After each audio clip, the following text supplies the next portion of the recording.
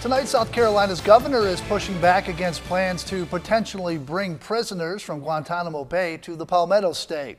News 2's national correspondent Mark Meredith live in our Washington newsroom tonight with an idea that's generating controversy around the country. Hey, Mark.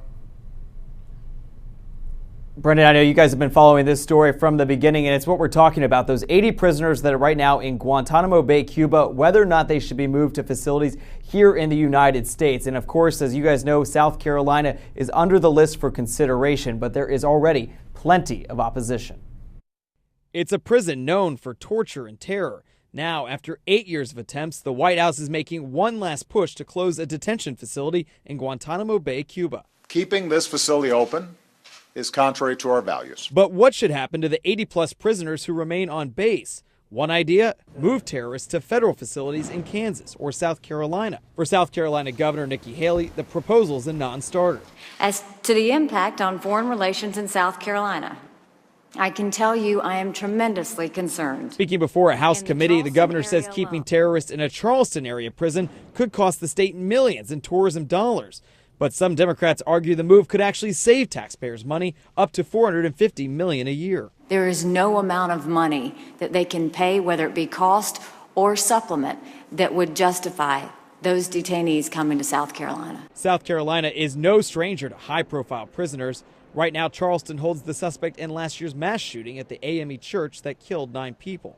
You can hold a domestic terrorist means you have the ability to safely house a very dangerous person who others would want to do harm. For Governor Haley, it's not about logistics or money. It's about an idea she thinks can only invite more problems than solutions to her state. Put them in Charleston, what we call the holy city, is just, it doesn't make sense.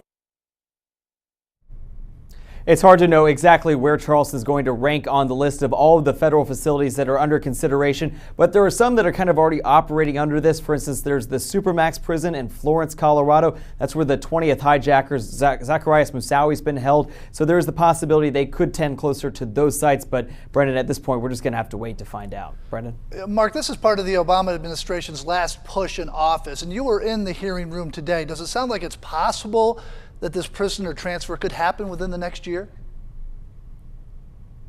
Well, as you talk about, it's been a priority now since the beginning, but time is running out for the administration, and they still have a lot that's on their plate. There was some pretty vocal opposition from what we could hear in the hearing, but also when you look at some of the other governors across the country, it's not just about party lines. The governor of Colorado, for instance, a Democrat, saying he doesn't want them brought to any more people brought to Supermax if they can hold it. So when you look at where things stand for the administration, it doesn't look likely this can happen between now and January 20th of next year. Brendan? All right, Mark Meredith, Washington, D.C. Bureau, thank you for that report.